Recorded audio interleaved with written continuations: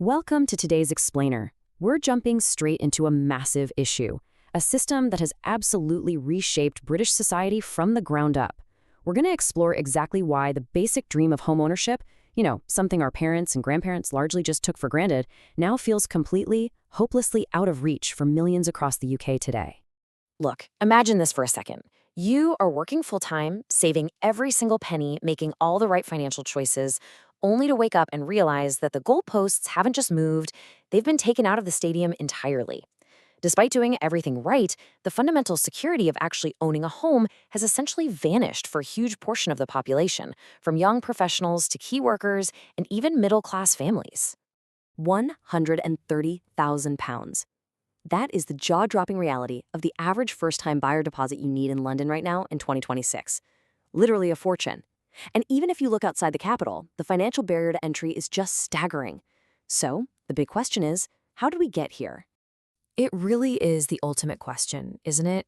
How did one of the wealthiest countries on the planet end up in a situation where its own citizens literally cannot afford a place to live? To understand this, we're going to treat this crisis like a real-life detective story. We're investigating the root causes, the systemic failures, and the historical policy choices that brought us right to this very moment. Okay, Section 1, the crime scene, our 2026 reality check.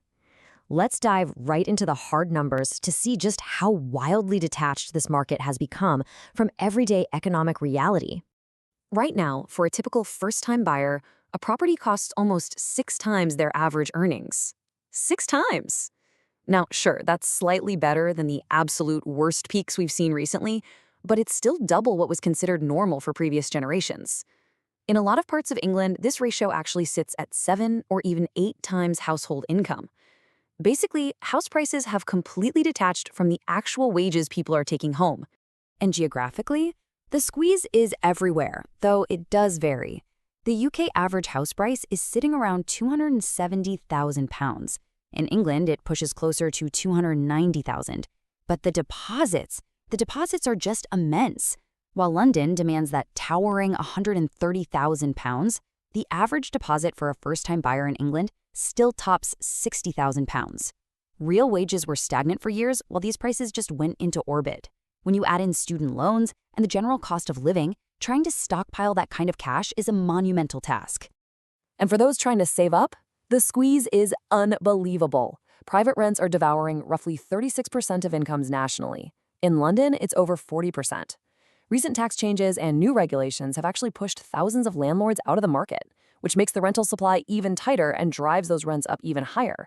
When over a third of your paycheck goes straight to a landlord, saving up 60 grand for a deposit becomes basically impossible. Section 2, suspect number 1, the supply shortfall. The absolute crucial point here is figuring out why prices are so high to begin with. And honestly, it comes down to a massive, multi-decade lack of building. Plain and simple, Britain has not been building enough homes. Experts are pretty much all in agreement on this. The UK needs between 300,000 and 340,000 new homes every single year just to tread water. That's not some random number. That is exactly what's required just to keep pace with population growth, immigration, and the simple fact that more people are living in smaller households these days. Yet, despite massive promises from successive governments, they have consistently missed this target, year after year. But look, building homes isn't as simple as just throwing down some bricks, right? Developers face a seriously stacked deck of hurdles. There's a severe lack of skilled tradespeople to actually do the building. Construction costs and materials have totally spiraled. But honestly, beyond the pure economics of it, the absolute biggest roadblocks are administrative and social. We're talking endless planning delays and fierce local opposition. Which brings us nicely to Section 3, the accomplice, the planning system. This whole bureaucratic machinery is the ultimate accomplice in our supply shortage mystery, and it's a massive, massive part of the problem. Get this, the entire system is actually rooted in the 1947 Town and Country Planning Act. This decades-old framework is painfully slow, incredibly bureaucratic, and highly discretionary. It hands an enormous amount of power to local councils. But here's the catch. Those very same councils are often heavily under-resourced. So it makes it incredibly difficult for them to process complex, modern housing applications quickly. It just creates this massive, frustrating bottleneck. And even when developers do finally push an application through all that red tape, they usually slam right into a brick wall known as NIMBYism, not in my backyard. This is when local residents fiercely oppose new developments. Now, to be fair, they often cite very real concerns like traffic, pressure on local schools, or changes to neighborhood character and green spaces. But the economic reality of this resistance, it effectively blocks new housing in the exact communities where the demand for homes is the absolute highest. Then, throw greenbelt restrictions around our cities into the mix, and things get really wild. These rules make land that actually has planning permission incredibly scarce and, because of that, incredibly expensive. Think about it. If you're a developer paying an absolute premium for a tiny, limited plot of land, you're financially incentivized to build a few massive luxury homes rather than a high volume of affordable ones. You have to, just to maximize your profit. The end result? Artificial scarcity. Section 4. Suspect number 2. The demand equation. So, while supply was being aggressively choked off by the planning system, we saw explosive, totally unchecked demand on the other side of the scale. For years, historically low interest rates completely transformed housing. It went from being a basic human necessity to this highly prized, high-yield investment asset. We saw a massive surge in buy-to-let landlords, wealthy domestic buyers looking for a safe place to park their cash, and a massive flood of foreign capital investment pouring right into the UK market. When you have all of this well-funded demand chasing a tiny, limited supply, prices detach completely from the actual cost of building. Everyday first-time buyers, they were totally outbid, no contest. Moving to Section 5, the victims and the future.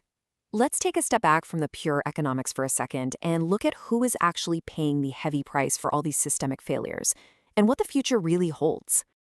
The human cost here is just enormous. We aren't just talking about missing out on some fancy luxury flat.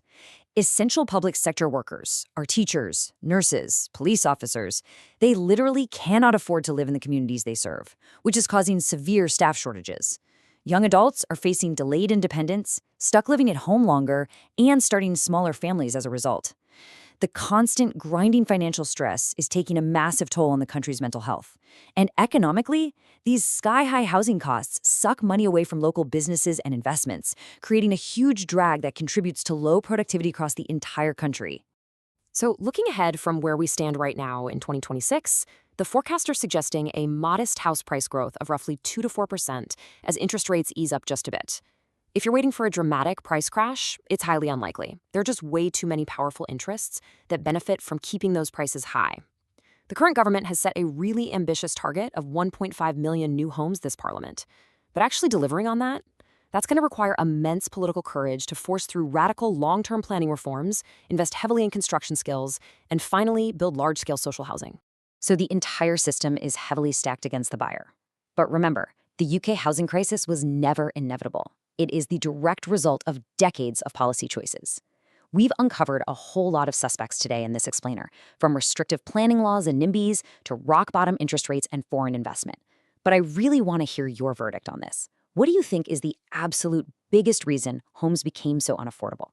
Let me know your thoughts in the comments below. Thanks so much for joining me for this breakdown.